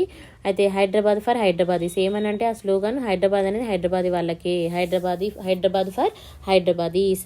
అండ్ ప్రెసిడెంట్ ఎవరున్నారు అంటే నవాబ్ సర్ నిజామత్ జంగ్. ఓకేనా, ప్రెసిడెంట్ ఎవరున్నారో చూసుకోవాలి. తర్వాత sir Nizamat Jung worked as a political minister. ఏ మినిస్టర్గా ఉన్నారు? Political minister. Nizam council of మినిస్టర్లో పొలిటికల్ మినిస్టర్గా ఉన్నారు. తర్వాత వైస్ ప్రెసిడెంట్ ఎవరున్నారు అంటే డాక్టర్ లఫీజ్ సయ్యద్ అండ్ రామచంద్ర నాయక్ ఉన్నారు. తర్వాత ట్రెజరర్గా ఎవరున్నారు అంటే barrister Naushid Chinai. And secretaries ఎవరున్నారంటే సయ్యద్ అబిద్ హసన్ అండ్ బూర్లా మనకు తెలుసు కదండి, బొగుళ్ళ రామకృష్ణారావు గారు అండ్ శ్రీనివాస్ శర్మ ఉండడం జరిగింది. నెక్స్ట్ ఎగ్జిక్యూటివ్ మెంబర్స్ ఎవరున్నారు అని అంటే రాజా బహదూర్ అండ్ తర్వాత వేమన్ నాయక్, తర్వాత ఇంకా చూడండి ఇక్కడ నవాబ్ బహదూర్, నెక్స్ట్ కాశీనాథ్రావు విద్య, తర్వాత అక్బర్, తర్వాత మందాముల నరసింహరావు, తర్వాత మీర్ హసనుద్దీన్. సో మీర్ హసనుద్దీన్ వచ్చేసి editor for the Mamla Khan newspaper, ఈ న్యూస్ పేపర్ ఎడిటర్ కూడా అండి. మరి దీని యొక్క ఇంపార్టెన్స్ ఏంది, పర్సనాలిటీసే కాకుండా మరి ఇంపార్టెన్స్ ఆఫ్ నిజాం ముల్క్ లిగ్యూ ఏంటి అని అంటే ఇక్కడ ఏం ఇంపార్టెంట్ అంటే protecting the rights of the Mulki ఎవరైతే ముల్కీ పీపుల్ ఉన్నారో వాళ్ళ రైట్స్ని ప్రొటెక్ట్ చేయడము. అండ్ ఈ లిగ్యూ ఏం చేసిందంటే try to make the government to responsible legislative అసెంబ్లీస్ని ఏర్పాటు చేయడం అని. ఓకేనా, ఎలక్టెడ్ బై ద పీపుల్ అంటే ఇంకేమడిగారు, ఎలక్టెడ్ పీపుల్ తోటి రెస్పాన్సిబుల్ గవర్నమెంట్ ఏర్పాటు చేయాలన్నారు. తర్వాత tried to create the friendly environment, different caste వాళ్ళు అందరు కూడా ఒక ఫ్రెండ్లీ ఎన్విరాన్మెంట్ తీసుకురావడానికి ట్రై చేశారు. తర్వాత Nizam mulki league declared their obedience to the Nizam. తర్వాత దేర్ మూమెంట్ అనేది protect to Deccan culture. First వాళ్ళ మూమెంట్ ఎక్కడ స్టార్ట్ అయింది, దక్కన్ కల్చర్ వాళ్ళ లాంగ్వేజ్ని ప్రొటెక్ట్ చేసుకోవడం స్టార్ట్ అయింది అన్నట్టుగా, ఎందుకంటే నాన్ ముల్కీ ఇన్ఫ్లుయెన్స్ ఎక్కువైంది కదా. And they try to protect the Nizam state as a royal rights. And ఇంకేం చేశారు, they with the pressure of the Nizam subject league the government, వీళ్ళ యొక్క ప్రెషర్ వల్ల ఏం చేసింది, గవర్నమెంట్ ఫార్మ్డ్ ద కమిటీని ఏర్పాటు చేసింది. లీడర్షిప్ ఆఫ్ ద ఎవరి లీడర్షిప్, అరవముద్దీన్ అయ్యంగార్ యొక్క లీడర్షిప్లో ఒక కమిటీని ఏర్పాటు చేయడం జరిగింది. ఏర్పాటు చేసి కొన్ని అమైన్మెంట్స్ తీసుకురావడం జరిగింది ముల్కీ రూల్స్లో 1939లో. మోర్ ప్రొటెక్షన్ ఎందుకు అంటే మోర్ ప్రొటెక్షన్ టు ముల్కీస్కి ఇంకెక్కువ ప్రొటెక్షన్ కల్పించడానికి. ఇనిషియల్లీ నిజాం తీసుకుంటే positive attitude towards the league and gave the important to the goals. ఇనిషియల్గా తీసుకున్నప్పుడు నిజాము ఈ పాజిటివ్ యాటిట్యూడే ఉంది ఈ లిగ్యూ తరపున. తర్వాత ఇంపార్టెన్స్ ఇచ్చాడు వాళ్ళ గోల్స్కి. But mention the responsible government made the Nizam to become an anger. అయితే ఇక్కడ వాళ్ళు మళ్ళీ ఇంకొకటి ఏం మెన్షన్ చేశారు, రెస్పాన్సిబుల్ గవర్నమెంట్ అంటే ఏంటి, మళ్ళీ ఎలక్షన్ జరగాలి, పీపుల్ ఎన్నుకోవాలని వస్తుంది. అప్పుడు అది అతనికి కోపాన్ని తీసుకొచ్చింది అన్నట్టుగా. ఇనిషియల్లీ పీపుల్స్ వర్ ఎతనే అండ్ మళ్ళీ చాలామంది ఏమైందంటే ఇక్కడ ఇనిషియల్ పీపుల్స్ వాళ్ళు చాలా ఎలా అని అంటే వాళ్ళు ఫస్ట్ ఏముండే మనకి ముల్కీ జాబ్స్ అని ఇలా ఉండేది. తర్వాత ఏం చేశారు, ముల్కీ జాబ్స్ నుంచి మాకు లెజిస్లేటివ్ గవర్నమెంట్ కావాలని. సో ఇవన్నీ ఏం చేశాయంటే నిజాంకి కోపం రావడానికి కారణమయ్యింది అన్నట్టుగా. సో దీనివల్ల ఏమైంది, ఇన్ఫ్లుయెన్స్ అనేది పెరిగింది. అండ్ ముస్లిం సావర్నిటీ ఇవన్నీ కూడా మళ్ళీ ఇప్పుడు ఏమంటారు, ముల్కీ వాళ్ళంతా ఒక సైడు, నాన్ ముల్కీ వాళ్ళంతా ఒక సైడు, ఇలా ఒక డిఫరెన్సెస్ అయితే రావడం జరిగింది. అయితే ఇక్కడ చూడండి, some Muslim intellectual who were influenced by the ideology of the Muslim sovereignty. మీకు ముస్లిం సావర్నిటీ ఉంది కదా, సో వాళ్ళ యొక్క ఐడియాలజీ వల్ల అదే లెఫ్ట్ ద లిగ్యూ, వాళ్ళు లిగ్యూను వదిలేశారు. అంటే జాయిన్డ్ ద ఆర్గనైజేషన్, ఎందులో జాయిన్ అయ్యారు అని అంటే Ittehadul Muslim with the Nizam subject league and annual in 1939. వాళ్ళు 1930లో ఇంకొక లిగ్యూ ఏర్పాటు చేసుకుని అందులో జాయిన్ అయ్యారు. అయితే next formation of the people convention. Formation of people convention అంటే ఏంటి మరి అని అంటే 1937లో స్ప్లిట్ ఆఫ్ ముల్కీ లిగ్యూ అనేది స్ప్లిట్ అయిపోయింది. Made Hindus to come out the league. అయితే హిందూస్ ఇందులో నుంచి బయటకు వచ్చేసాను అన్నట్టుగా. ఓకేనా, ఇక్కడ ఇంపార్టెంట్ చూసుకోండి, ముల్కీ లిగ్యూ లీడర్ ఎవరున్నారంటే సయ్యద్ అబిద్ హసన్. తను ఒక బుక్ రాశారండి, వెదర్ హైదరాబాద్ అని గుర్తుపెట్టుకోండి.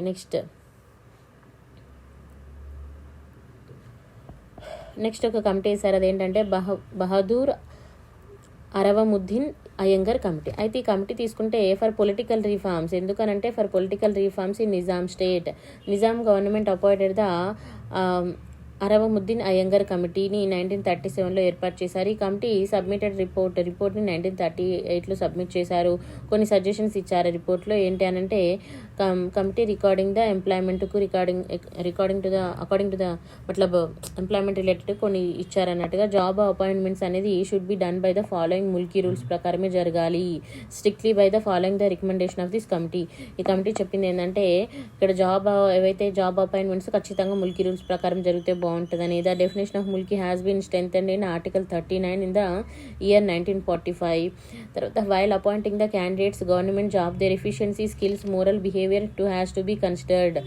వాళ్ళ యొక్క ఎఫిషియన్సీ, స్కిల్స్, మోరల్ బిహేవియర్ కూడా కన్సిడర్ చేయాలి. Without showing the partiality and position have been partiality చూపించకుండా పొజిషన్స్ ఇవ్వాలి అని. తర్వాత special system has to be established for appointment of the government employ కోసం స్పెషల్ సిస్టమ్ని అపాయింట్ చేయాలని చెప్పారు. Next violation of Mulki rules from 1948 to 52 during the military and Vellodi rules. ఓకేనా, ఇక్కడ వయలేషన్ ఆఫ్ ముల్కీ రూల్స్ తీసుకుంటే మనకి 1948 to 52.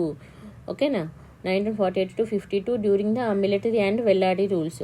సో మిలిటరీ రూల్ అంటే ఏంది, వెల్లాడి గవర్నమెంట్ ఎంప్లాయ్మెంట్ పాలసీస్ ఏమున్నాయో చూద్దాం.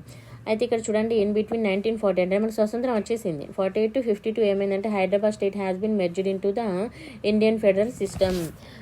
ఇండియన్ ఫెడరల్ సిస్టంలో మెర్జ్ అయిపోయింది and faced the lot of a chaotic situation, చాలా సిచ్యువేషన్ ఫేస్ చేయాల్సి వచ్చింది సోషల్గా, ఎకనామికల్గా, పొలిటికల్గా తీసుకున్నప్పుడు. అయితే అప్పుడు గవర్నమెంట్ ఏం చేసిందంటే recognised the necessity of the making people confident. People ఒక కాన్ఫిడెన్స్ని వాళ్ళు రికగ్నైజ్ చేశారన్నట్టు. వాళ్ళకి ఏం కావాలి, న్యూ ఎమర్జింగ్ స్టేట్లో కంటే కొత్త స్టేటు, లా అండ్ ఆర్డర్ ఎలా ఉండాలి, ఎకనామికల్గా వాళ్ళని ఎలా స్టెబిలిటీ చేయాలనే దాని మీద ఫోకస్ చేశారన్నట్టుగా. ఫోకస్ చేసి ఏం చేశారంటే సమ్ ఇన్నోవేటివ్ జాబ్ రిక్రూట్మెంట్ని తీసుకురావడం జరిగింది. ఓకేనా, అవేంటి అని అంటే చూడండి. And they implemented perform this responsibilities. వాళ్ళు ఈ రెస్పాన్సిబిలిటీని పర్ఫార్మ్ చేయడానికి ట్రై చేశారు. అవేంటంటే police job during the Nizam period. So more than 90% of the civil jobs were represented by the single social class. ఇక్కడ మనం తీసుకుంటే ఒక 90% జాబ్లు ఒకే టైప్ ఆఫ్ సోషల్ క్లాస్ వాళ్ళు ఉన్నారంట. సో రిమైనింగ్ వాళ్ళు ఎంత మరి 90% అంటే వెరీ టూ మచ్ కదా. సో అక్కడ ఏం చేశారంటే government recognised the importance of the participation of the all social categories. ఇప్పుడు పోలీస్ జాబ్ తీసుకున్నప్పుడు ఎంతమంది అంటే 90% ఒకటే సోషల్ కేటగిరీ వాళ్ళు ఉన్నారు. సో దీనివల్ల ఏమవుతుంది, వాళ్ళకి బెనిఫిట్ అవుతుంది కదా. సో ఇది ఐడెంటిఫై చేసి ఇలా కాకుండా అన్ని కేటగిరీస్ వాళ్ళకి జాబ్స్ ఇవ్వాలని తీసుకొచ్చారు అన్నట్టుగా ఒకటి.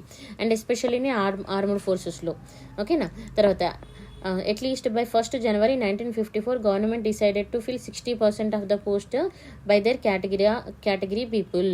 ఏం చేశారంటే మన January 1st 1954 గవర్నమెంట్ డిసైడ్ అయిపోయిందంటగా అట్లీస్ట్ 60% పోస్టులని అదర్ కేటగిరీ పీపుల్ తోటి మనం ఫిల్ చేయాలి. ఎందుకంటే ఇక్కడ 90% ఉన్నారు కదా, సో 60% ఫిల్ చేయాలని పెట్టేసుకున్నారు. తర్వాత మళ్ళీ ఇంకోటి ఏంటంటే పీస్ అండ్ సెక్యూరిటీ. గవర్నమెంట్ కూడా అది పీస్ అండ్ సెక్యూరిటీ ఉండాలి, ఫోర్సెస్ ఉండాలి అన్నట్టుగా. పీస్ అండ్ సెక్యూరిటీ ఉంటేనే కదా గవర్నమెంట్ కూడా బాగుంటుంది. Government appointed the armed forces from the Madras and central provisions and Mumbai నుంచి తీసుకురావడం జరిగింది. Next government decided to give a priority to Telugu language. ఇక్కడ గవర్నమెంట్ ఏం డిసైడ్ అయిందండి, తెలుగు లాంగ్వేజ్కి ప్రియారిటీ ఇవ్వాలని డిసైడ్ అయిపోయింది అన్నట్టుగా తెలుగు స్పీకింగ్ పీపుల్కి. తర్వాత Telugu encouraging people were appointed the jobs. Telugu encouraging పీపుల్ని జాబ్స్లో అపాయింట్ చేసుకుంది. Importance of Telugu, first Telugu importance, తర్వాత ఉర్దూకి ఇంపార్టెన్స్ ఇవ్వడం జరిగింది. తర్వాత గవర్నమెంట్ డిసైడ్ అయింది, government decided to abolish the jagirdari సిస్టమ్ని అబలిష్ చేయడానికి డిసైడ్ అయిపోయింది. ఓకేనా. అండ్ ఇంకా తీసుకుంటే టు క్రియేట్ ద న్యూ జాబ్స్ని క్రియేట్ చేయడము, తర్వాత టు stabilize the economic condition stabilize చేయడము. సో ఇలా మనకి వెల్లాడి గవర్నమెంట్ అనేది అపాయింట్ అయ్యి 200 అఫీషియల్స్ని ఇండియన్ యూనియన్లో మోర్ దెన్ 200 అఫీషియల్స్ని అపాయింట్ చేయడం జరిగింది. తర్వాత నిజాం టైం తీసుకుంటే employees who participated in the politics. ఎవరైతే నిజాం టైంలో పాలిటిక్స్లో పార్టిసిపేట్ అయ్యారో in corruption who misuse their cadre were removed. అయితే ఆ టైంలో అపాయింట్ అయిన వాళ్ళు కరప్షన్ చేయడము, వాళ్ళ యొక్క ఏదైతే అవకాశాలు ఉంటాయి కదా వాటిని మిస్యూజ్ చేసుకున్న వాళ్ళని జాబ్స్ నుంచి తీసేయడము. తర్వాత న్యూ గవర్నమెంట్ వచ్చేసి decided to appoint the employees consider their moral standards. ఎంప్లాయీస్ని ఎలా కన్సిడర్ చేయాలనుకుంది, మోరల్ స్టాండర్డ్స్ని బట్టి మనం కన్సిడర్ చేయాలని డిసైడ్ అయింది అన్నట్టుగా. సో అదే మనకి public service commissions. And at the same time standards for the same they appointed. అప్పుడు వాళ్ళు ఎవరిని అపాయింట్ చేశారంటే MA Rahman as a public service commission ఆఫీసర్గా ఇక్కడ తీసుకురావడం జరిగింది ఇండిపెండెన్స్ తర్వాత. అయితే this created the job opportunity for few military officers. Chaudhary himself and studied high few cases appointed the employments. And next new government made reforms తీసుకొచ్చింది military and police డిపార్ట్మెంట్లో. ఓకేనా. So ఇక్కడ చూడండి till the date police action Hyderabad army 1770 police వాళ్ళు ఉన్నారు. And this number was reduced. వీళ్ళని తగ్గించింది. అప్పుడు ఎంతమంది ఉన్నారండి, 17,000 మంది ఉన్నారు. వాళ్ళని తగ్గించింది అన్నట్టుగా. తగ్గించి it not need to the huge army. ఇంత ఆర్మీ అవసరం లేదంటే న్యూ గవర్నమెంట్ ఫామ్ అయ్యేటప్పటికి 17,000 మంది ఆర్మీ ఉన్నారన్నట్టుగా, పోలీస్ ఆర్మీ. సో వాళ్ళంతా అవసరం లేదని వాళ్ళని తగ్గించింది అన్నట్టుగా. And in this period police staff the reduced the who are the appointed during the police action. వాళ్ళని తగ్గించేసి తర్వాత after the second world war people who resign from the army. ఎవరైతే ఆర్మీ నుంచి రిజైన్ అయ్యారో మళ్ళీ ఏం చేసిందంటే appointed new jobs by directorate of rehabilitation. మళ్ళీ వాళ్ళని అపాయింట్ చేసుకోవడం జరిగింది. ఎందుకనంటే some more after the merging of the Hyderabad state Indian union hired the employees. Hyderabad స్టేట్ని కలిపేసుకున్న తర్వాత ఇండియన్ యూనియన్కి ఇంకెక్కువ ఎంప్లాయీస్ కావాల్సి, ఎందుకంటే మనకి సెకండ్ వరల్డ్ వార్ వచ్చింది అండ్ మన కంట్రీ మీద ఇంకా డిఫరెంట్ కంట్రీస్ వాళ్ళు కూడా ఏమంటారు వార్ చేయడానికి రెడీగా ఉన్నారు. సో మెనీ ఇష్యూస్ ఉన్నాయి కదా, సో అలా అన్నట్టుగా. తర్వాత employment exchange were still lower level to middle level jobs employment exchange చేయడం జరిగింది. తర్వాత ఇంకా తీసుకుంటే among them one was in Hyderabad and one was in Warangal and third one Aurangzeb. So ఇలా డిఫరెంట్ ప్లేసెస్ నుంచి ఎంప్లాయ్మెంట్ని తీసుకోవడము. Next increasing the job opportunity increase చేయడము, skilled labour ఎవరైతే ఉన్నారో వాళ్ళకి జాబ్స్ని ఇంక్రీజ్ చేయడము. అండ్ టెక్నికల్ అండ్ ప్రొఫెషనల్గా వాళ్ళకు ఒక ఇన్స్టిట్యూట్ని తీసుకురావడం జరిగిందండి. అది ఎందుకు అంటే వాళ్ళ యొక్క స్కిల్స్ని ఇంక్రీజ్ చేయడానికి, జాబ్ ఆపర్చునిటీ ఇంక్రీజ్ చేయడానికి బికనర్ ట్రైనింగ్ ఇన్స్టిట్యూషన్ అనేది తీసుకురావడం జరిగింది. ఇంపార్టెంట్ అండి. దీన్ని ఎప్పుడు ఎస్టాబ్లిష్ చేశారు అనేది కూడా చూసుకోవాలి. అయితే ఇక్కడ చూడండి, was established every year 1200 members use to get training. 20 different ఏరియాస్లో 1200 మెంబర్స్కి ట్రైనింగ్ ఇస్తారన్నట్టుగా. And through the Operation Polo ఉంది కదా మనకి. ఆపరేషన్ పోలో వల్ల military action 17 September 1948 Nizam rule came into an end in Hyderabad. So Operation Polo వల్ల Nizam rule అనేది end అయిపోయింది and merged into the Hyderabad Indian యూనియన్లో మెర్జ్ చేసేసారు. ఓకేనా. N Chaudhuri from Bengal worked as and Hyderabad military governor from September 1948 నుంచి December 1948 వరకు తను work చేశారు. తర్వాత ఇంకెవరెవరు వర్క్ చేశారు ఇక్కడ మెంబర్స్ అనేది ఉన్నదండి, ఒకసారి చూసుకుంటే సరిపోతుంది. సో ఇది మనకి మెయిన్గా ముల్కీ నాన్ ముల్కీ ఇష్యూ అయితే మెయిన్గా ఇదండి. సో ఇదేది మనకి ఫ్రీడమ్ వచ్చే వరకు ఏ విధంగా ఉంది. ఆ తర్వాత మళ్ళీ ఇక్కడ ఇంకొక ముల్కీ నాన్ ముల్కీ ఇష్యూ ఏముంది మనకి, తెలంగాణ ఆంధ్ర ఇష్యూ కూడా ఉంది. తెలంగాణ ఆంధ్రే కాకుండా వేరే స్టేట్స్ నుంచి వచ్చిన వాళ్ళు కూడా ఇక్కడ హైదరాబాద్లో ఎక్కువ సెటిల్ అయ్యి వాళ్ళు జాబ్స్ పొందడము. సో ఇలా ఇష్యూ ఏముందనేది మనం నెక్స్ట్ క్లాస్లో చూద్దాము. Thank you so much for watching. మీకు ఈ వీడియో నచ్చితే లైక్, షేర్ అండ్ సబ్స్క్రైబ్ కూడా చేయండి. మీరు సబ్స్క్రైబ్ చేస్తేనే it's motivating to me and thank you so much for watching.